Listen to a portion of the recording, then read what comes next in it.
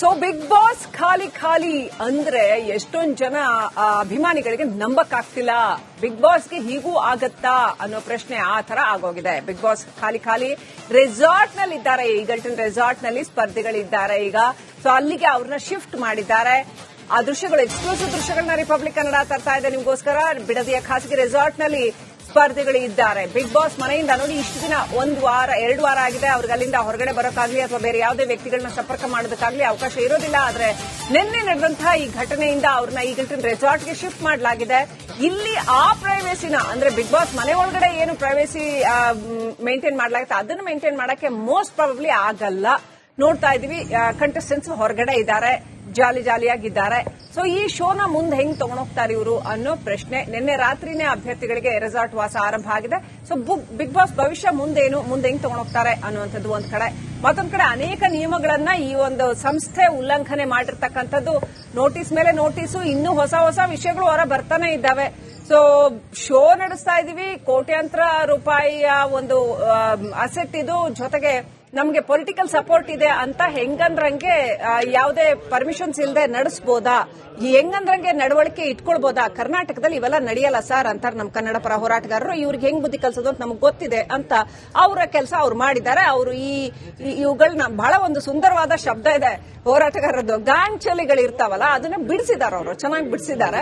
ಆದರೆ ಇದರ ಮಧ್ಯೆ ಬಿಗ್ ಬಾಸ್ ನ ಸುಮಾರು 700 ಕುಟುಂಬಗಳು, ಕಲಾವಿದರು, ಇವರಿಗೆಲ್ಲ ಅನ್ಯಾಯ ಆಗೋಯ್ತು, ಬಿಗ್ ಬಾಸ್ ಶೋಗೆ ಅನ್ಯಾಯ ಆಗೋಯ್ತು ಅನ್ನೋ ಕೂಗು ಕೂಡ ಕೇಳಿ ಬರ್ತಾ ಇದೆ.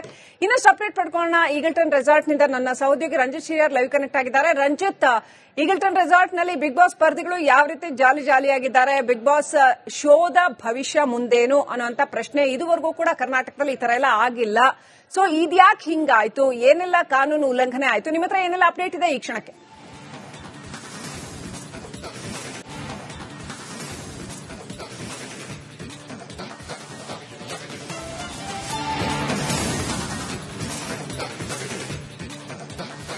ಖಂಡಿತ ಅಷ್ಟಲಕ್ಷ್ಮಿ, ನೋಡಿ ಈವರೆಗೂ ಈ ರೀತಿ ಘಟನೆಗಳು ನಾವು ನೋಡಿದಂಗೆ 2ನೇ ಸಲ ಬಿಗ್ ಬಾಸ್ ಸೀಸನ್ 12 ಈಗ ಏನ್ ಬಂದಾಗಿದೆ. 2021ರಲ್ಲಿ ಕೊರೋನಾ ಸಮಯದಲ್ಲಿ ಇದೇ ರೀತಿಯಾಗಿ ಬಿಗ್ ಬಾಸ್ ಕಾರ್ಯಕ್ರಮವನ್ನ ತಾತ್ಕಾಲಿಕವಾಗಿ ಸ್ಥಗಿತ ಮಾಡಿದ್ದನ್ನ ನಾವು ನೋಡಿದೀವಿ.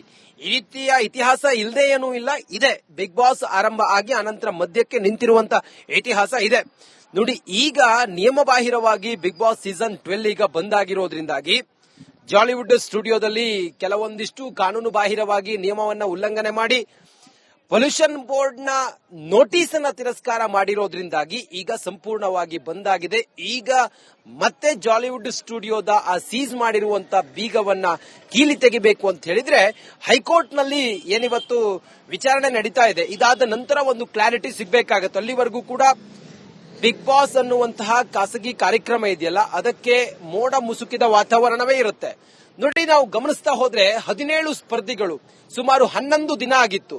ಬಿಗ್ ಬಾಸ್ ಮನೆ ಒಳಗಡೆ ಇದೊಂದು ಒಳ್ಳೆ ಪ್ಲಾಟ್ಫಾರ್ಮ್, ನಮಗೆ ಮುಂದೇನಾದ್ರೂ ಅವಕಾಶಗಳು ಅಥವಾ ಮುಂದೆ ತಮ್ಮನ್ನ ತಾನು ತೋರಿಸಿಕೊಳ್ಳೋದಕ್ಕೆ ಅಥವಾ ಮುಂದಿನ ತನ್ನ ಭವಿಷ್ಯದ ಬಗ್ಗೆ ಹಲವಾರು ಕನಸು ಕಂಡಿದ್ದಂತ ಸುಮಾರು 17 ಜನ ಸ್ಪರ್ಧಿಗಳು, ಭವಿಷ್ಯದ ಕನಸು ಕಂಡಿದ್ದಂತ ಸ್ಪರ್ಧಿಗಳು ಬಿಗ್ ಬಾಸ್ ಅನ್ನುವ ಒಂದು ರಿಯಾಲಿಟಿ ಶೋಗೆ ಬಂದಿದ್ರು. ಆದ್ರೆ ಇಂಥದ್ದೊಂದು ಘಟನೆ ಆದ ನಂತರ ಆ 17 ಜನರನ್ನು ಕೂಡ ಇಲ್ಲಿಗೆ ಶಿಫ್ಟ್ ಮಾಡಿದ್ದಾರೆ. ನೋಡಿ, ಈಗಲ್ಟನ್ ರೆಸಾರ್ಟ್ ಇಲ್ಲಿಗೆ ಶಿಫ್ಟ್ ಮಾಡಿದ್ದಾರೆ. ಅವರಿಗೆ ಏನು ವಿಚಾರ ಹೇಳಿಲ್ಲ, ಏನಾಯ್ತು, ಯಾಕೆ ಬಂದ್ ಮಾಡಿದ್ರು, ಏನ್ ಕತೆ, ಇಲ್ಲಿಗೆ ಯಾಕೆ ಕರ್ಕೊಂಡು ಬಂದಿದ್ದಾರೆ ಅನ್ನೋದ್ರ ಬಗ್ಗೆ ಏನು ವಿಚಾರ ಹೇಳಿಲ್ಲ. ಯಾಕಂತ ಹೇಳಿದ್ರೆ ಅವರು ಪ್ಯಾನಿಕ್ ಆಗಬಾರ್ದು ಅನ್ನೋ ಕಾರಣಕ್ಕೋಸ್ಕರ ಅವರು ಇದ್ದಂತ ರೂಮ್ ನ ಟಿವಿಗಳನ್ನು ಕೂಡ ತೆಗೆದಿಟ್ಟಿದ್ದಾರೆ ಅನ್ನೋದ್ರ ಬಗ್ಗೆ ಮಾಹಿತಿ ಲಭ್ಯ ಆಗಿದೆ. ನಮಗೆ ಕೆಲವು ಎಕ್ಸ್ಕ್ಲೂಸಿವ್ ದೃಶ್ಯಗಳು ಕೂಡ ಇನ್ಸೈಡ್ ಹೇಗಿದ್ದಾರೆ ಅನ್ನೋದ್ರ ಬಗ್ಗೆ ಮಾಹಿತಿ ಸಿಕ್ಕಿದೆ. ಆ ದೃಶ್ಯಗಳಲ್ಲಿ ಅವರೆಲ್ಲರೂ ಕೂಡ ಆರಾಮಾಗಿದ್ದಾರೆ. ಅವರಿಗೆ ಹಿಂಗಾಗಿದೆ, ಈ ರೀತಿ ಒಂದು ಕಾಂಟ್ರವರ್ಸಿಯಾಗಿ ಬಿಗ್ ಬಾಸ್ ಅನ್ನುವಂತಹ ಈ ಶೋ ಇದೆಯಲ್ಲ, ಈ ಒಂದು ಜಾಲಿವುಡ್ ಆ ಒಂದು ಪ್ರಾಪರ್ಟಿ ಸುಮಾರು 35ರಿಂದ 40 ಎಕರೆ ಜಾಗದಲ್ಲಿ ನಡೀತಾ ಇದ್ದಂತ ಈ ಒಂದು ಜಾಲಿವುಡ್ ಅಲ್ಲಿ ಆಗ್ತಾ ಇದ್ದಂತ ಬಿಗ್ ಬಾಸ್ ರಿಯಾಲಿಟಿ ಶೋ ಅದ್ ಯಾಕೆ ಬಂದಾಯ್ತು ಅನ್ನೋದ್ರ ಬಗ್ಗೆ ಇನ್ನೂ ಕೂಡ ಒಂದು ಕ್ಲಾರಿಟಿ ಅವ್ರಿಗೆ ಸಿಕ್ಕಿಲ್ಲ. ಅವರ ಮೊಬೈಲ್ ಅನ್ನ ಈಗ ತೆಗೆದಿಟ್ಕೊಂಡಿದ್ದಾರೆ ಅನ್ನೋದ್ರ ಬಗ್ಗೆ ಮಾಹಿತಿ ಇದೆ. ಅಲ್ಲಿ ಹೋಗೋದಕ್ಕೆ ಯಾರಿಗೆ ಅವಕಾಶ ಇಲ್ಲ, ಬೌನ್ಸರ್ ಗಳಿದ್ದಾರೆ, ಅಲ್ಲಿ ಯಾರನ್ನೂ ಕೂಡ ಒಳಗಡೆ ಬಿಡ್ತಾ ಇಲ್ಲ. ಸಂಪೂರ್ಣವಾಗಿ ಮಾಧ್ಯಮದವರನ್ನ ಈ ಗೇಟ್ ನಿಂದ ಒಳಗಡೆ ಹೋಗೋದಕ್ಕೂ ಕೂಡ ಬಿಡ್ತಾ ಇಲ್ಲ. ಸದ್ಯಕ್ಕೆ ಈ ಹೊತ್ತಿಗೆ ನೋಡ್ತಾ ಇದ್ರೆ ನಾವು ಒಳಗಡೆ ಅವರು ಇದ್ದಾರೆ, ಅವರಿಗೆ ಊಟ ತಿಂಡಿ ಎಲ್ಲ ವ್ಯವಸ್ಥೆಯನ್ನ ಮಾಡಿದ್ದಾರೆ. ನಿನ್ನೆ ರಾತ್ರಿಯೇ ಇಲ್ಲಿ ಶಿಫ್ಟ್ ಆಗಿದ್ದಾರೆ ಅವರು. ಶಿಫ್ಟ್ ಆದವರಿಗೆ ಎಲ್ಲ ಕಂಫರ್ಟೇಬಲ್ ಆಗಿ ಇರೋದಕ್ಕೆಲ್ಲ ವ್ಯವಸ್ಥೆ ಮಾಡಿದ್ದಾರೆ. ಯಾವುದೇ ಅವ್ರಿಗೆ ಮಾಹಿತಿಯನ್ನು ಕೂಡ ಕೊಟ್ಟಿಲ್ಲ ಏನಾಗಿದೆ ಅನ್ನೋದ್ರ ಬಗ್ಗೆ. ಇವತ್ತು ಜಾಲಿವುಡ್ ಏನು ಸಂಸ್ಥೆ ಏನಿದೆ ಹೈಕೋರ್ಟ್ ಮೊರೆ ಹೋಗಿ ಈ ಪ್ರಕರಣದಲ್ಲಿ ಏನಾಗುತ್ತೆ, ಮತ್ತೆ ಸ್ಟೇ ಓಪನ್ ಆಗುತ್ತೆ ಅನ್ನೋದನ್ನ ಕಾದು ನೋಡಬೇಕಾಗಿದೆ. ಒಂದಂತೂ ಸ್ಪಷ್ಟ, ಬಿಗ್ ಬಾಸ್ ಯಾರು ಅನ್ನೋದನ್ನ ಜಿಲ್ಲಾಡಳಿತ ಇವತ್ತು ತೋರಿಸಿಕೊಟ್ಟಿದೆ. Srilakshmi, thank you Ranjith ಡೀಟೇಲ್ಸ್ಗಾಗಿ.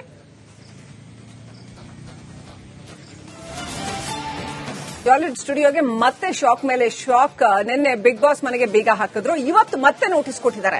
ಕೆಲವೇ ಕ್ಷಣಗಳಲ್ಲಿ ಬೆಸ್ಕಾಂ ಕೂಡ ನೋಟಿಸ್ ಜಾರಿ ಮಾಡ್ತಾ ಇದೆ. ಜಾಲಿವುಡ್ ಸ್ಟುಡಿಯೋಗೆ ನೋಟಿಸ್ ಅನ್ನ ಬೆಸ್ಕಾಂ ಕೂಡ ನೀಡ್ತಾ ಇದೆ. ಬಿಡದಿಯ ಉಪವಿಭಾಗದ ಎಇ ಮೋಹಿತ್ ಅವರು ನೋಟಿಸ್ ಕೊಡ್ತಾ ಇದ್ದಾರೆ. ಪ್ರಾಧಿಕಾರದಿಂದ ನಕ್ಷೆ ಅನುಮೋದನೆ ಪಡೆಯದೆ ವಿದ್ಯುತ್ ಸ್ಥಾವರ ಸ್ಥಾಪನೆ ಮಾಡ್ಕೊಂಡ್ಬಿಟ್ಟಿದ್ದಾರೆ ಒಳಗಡೆ ಅಂತ ಕಾರಣ ಕೇಳಿ, ಹಿಂಗ್ಯಾಕ್ ಮಾಡಿದ್ರಿ ಅಂತ ಕಾರಣ ಕೇಳಿ ನೋಟಿಸ್ ಕೊಟ್ಟಿದ್ದಾರೆ.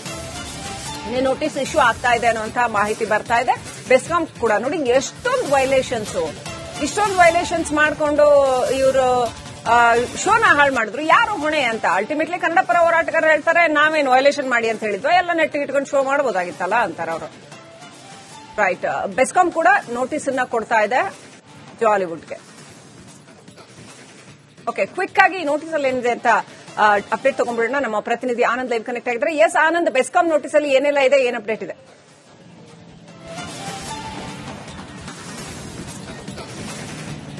ಶ್ರೀಲಕ್ಷ್ಮಿ, ಏನು ಒಂದಷ್ಟು ನಿಯಮಗಳನ್ನ ಉಲ್ಲಂಘನೆ ಮಾಡಲಾಗಿದೆ ಅಂತ ಹೇಳಿ ಮಾಲಿನ್ಯ ನಿಯಂತ್ರಣ ಮಂಡಳಿಯಿಂದ ಅಂದ್ರೆ ನಿನ್ನೆ ಮಾಲಿನ್ಯ ನಿಯಂತ್ರಣ ಮಂಡಳಿಯ ಸೂಚನೆ ಮೇರೆಗೆ ತಹಸೀಲ್ದಾರ್ ತೇಜಸ್ವಿನಿ ಅವರು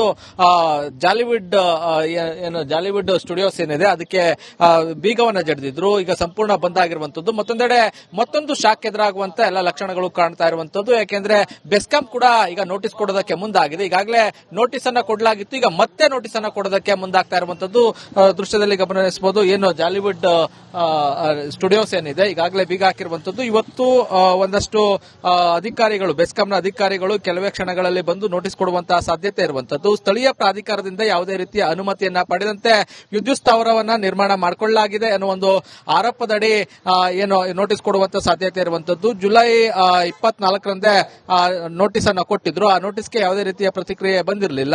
ಜೊತೆಗೆ ಸ್ಥಳೀಯ ಪ್ರಾಧಿಕಾರದಿಂದಲೂ ಕೂಡ ಯಾವುದೇ ಅನುಮತಿಯನ್ನ ಪಡೆದಿರಲಿಲ್ಲ. ಅಂದ್ರೆ ನಕ್ಷೆ ಅನುಮತಿಯನ್ನ ಪಡೆಯದಂತೆ ವಿದ್ಯುತ್ ಸ್ಥಾವರವನ್ನ ಮಾಡ್ಕೊಂಡಿದ್ದಾರೆ ಅನ್ನೊಂದು ಆರೋಪ ಕೇಳಿಬಂದಿರುವಂತದ್ದು. ಕೆಲವೇ ಕ್ಷಣಗಳಲ್ಲಿ ಅಧಿಕಾರಿಗಳು ಇಲ್ಲಿ ಬರುವಂತಹ ಸಾಧ್ಯತೆ ಇರುವಂತದ್ದು. ಮತ್ತೊಂದೆಡೆ ಇಲ್ಲಿ ಇಡೀ ಜಾಲಿವುಡ್ ಸಂಪೂರ್ಣವಾಗಿ ಖಾಲಿ ಆಗಿರುವಂತದ್ದು. ಒಳಗಡೆ ಕೆಲವೊಂದಷ್ಟು ಸಿಬ್ಬಂದಿ ಹಾಗೂ ಭದ್ರತಾ ಸಿಬ್ಬಂದಿ, ಸೆಕ್ಯೂರಿಟೀಸ್ಗಳು ಬಿಟ್ರೆ ಇನ್ಯಾರು ಏನು ಆಕ್ಟಿವಿಟೀಸ್ ನಡೀತಾ ಇಲ್ಲ.